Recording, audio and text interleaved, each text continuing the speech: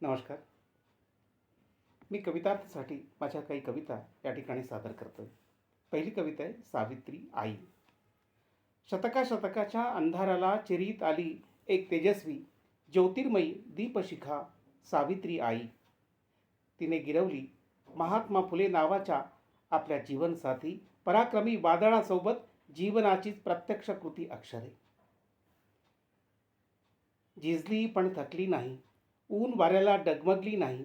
क्रांतीची मशाल हाती धरून परिवर्तनाच्या मळबाटांना राजरस्ते बनवीत जगली आयुष्यभर. समाज पुरुषाला निद्रेतून जागे केले, अंधरूढींवर प्रहार केले, जुन्यातीलही सोने वेचले आणि नवीन जगणे जगताच्या पुढे मांडले. गृहिणी, सखी, सचिव होऊन फुल्यांची सावित्रीने घडवला स्वतंत्र इतिहास. पतीच्या खांद्याला खांदा लावून तर लढलीच लढली, पण पतिनिधनानंतरही त्याच जिद्दीने समाजकार्य करीत राहिली अत्यंत निर्भीडपणे. आज आमच्या जगण्याच्या पानांवर उमटलेली सुखाची सुमनाक्षरे, बदललेल्या आया बहिणींच्या जीवनाचे सर्व किनारे हे त्याच विद्युल्लतेचे अनोखे देणे. तिला करू नका प्रतिमेत बंदिस्त, तिला करू नका प्रतिमेत बंदिस्त. आखीव रेखीव चौकटीत कैद हे वादळ समजून घ्यावे आपण आणि प्रतिकूलतेशी सामना करायला सिद्ध व्हावे अविराम अखंड, विसरून सर्व माझे तुझे मी तू पण. भिंती पाडाव्यात मतभेदांच्या अन्यायी वृत्तीच्या, उद्ध्वस्त कराव्यात उरल्या सुरल्या गढ्या शोषणाच्या. स्मरावी सावित्री आई, जिने रेखाटलीत आमची भवितव्ये करून स्वतःच्या रक्तघामाची शाई. सावित्रीच्या रूपाने प्रगटलेली ही दिव्य विजिगीषू प्रेरणा मुरवून घ्यावी अंतर्यामात आणि उजळत जावा एक एक ज्ञानदिवा अवतीभवतीच्या दारादारात, अवतीभवतीच्या दारादारात. दुसरी कविता आहे आभार.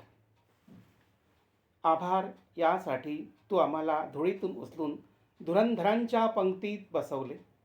आभार यासाठी तू आम्हाला धुळीतून उचलून धुरंधरांच्या पंक्तीत बसवले. तुझे ऋण एवढे आभाळा एवढे की आमच्यातले बाईपण तू आईपणाशी समांतर सांधून दिले, तेही माणूसपणाच्या कोंदणात. तू झेलली शेणमाती दगड धोंडे खाल्ल्या शिव्या, पण आमच्यासाठी तुझ्या मुखात कल्याण कार्याच्या फुलत राहिल्या अविरत अखंड मधुर ओव्या. तुझ्या प्रेरणेतून किती किती शिकल्या मुली, झाल्या उत्तुंग कीर्तीच्या धनी. कुणी गेल्या साता समुद्रापल्याड, कुणी निघाल्या अंतरिक्षात. कुणी श्रेष्ठ राजकारणी, कुणी समाजसेविका, कुणी गायिका, तर कुणी चित्रपट नायिका. तुझी प्रेरणा हीच कारण ठरली इथल्या सर्व सर्व स्त्रियांना उंबऱ्याबाहेर पाऊल टाकायला. जात पात धर्म पंथ लिंगातीत तुझे मानव्य कसे विसरावे आई. तू तर आम्हा सगळ्यांची फाटकी आयुष्य शिवून काढणारी अक्षर सुई. तू ज्योतिरावांची भार्या, यशवंताची माय आणि आम्हा सगळ्यांसाठी बाप माय अजून काय काय.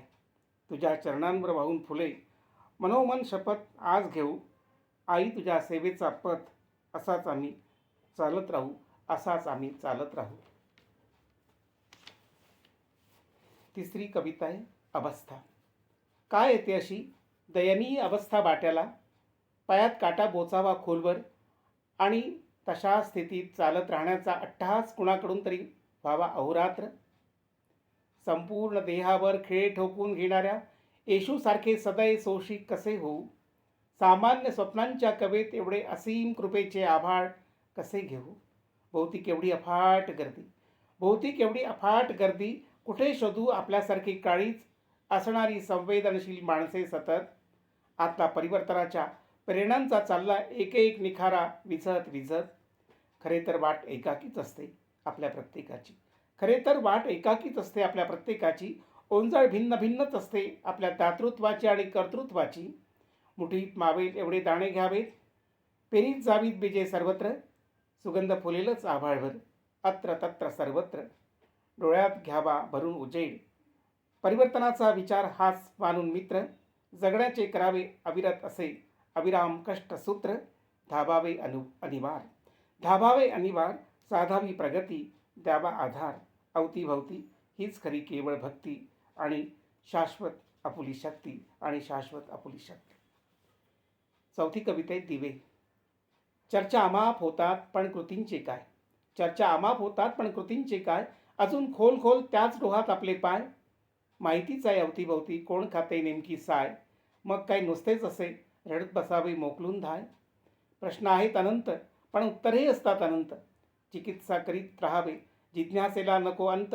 घ्यावी भरारी करून आपले मजबूत पंख, विसरून जावे भूतकाळातील सर्व सर्व विषाक्त डंख. चिमूटभर आनंदाचे करून आपल्यापुरते आभाळ, आपणच आपल्यासाठी गुंफत राहावी फुलांची सुगंधी माळ. आभाळ होईल साऱ्यांसाठी प्रकाशाचे तेजोदालन, घडेल फुलाफुलातून सुगंधाचे अखंड अविरत सिंचन. भाग्य आपले आपणच हे असते सतत लिहायचे, आयुष्याच्या ग्रंथातले प्रत्येक पान निर्भयपणे वाचायचे. येतील आपदा, कधी तक्रारीचे सूर, उजेड थोडा आणि कधी नुसताच भोवताली धूर. चालत राहावे निमूट रस्ते, आत्मविश्वास उरी जागून, आतले आतले आशावादी दिवे मंगल दिव्य उजळून, दिवे मंगल दिव्य उजळून. नमस्कार आणि धन्यवाद.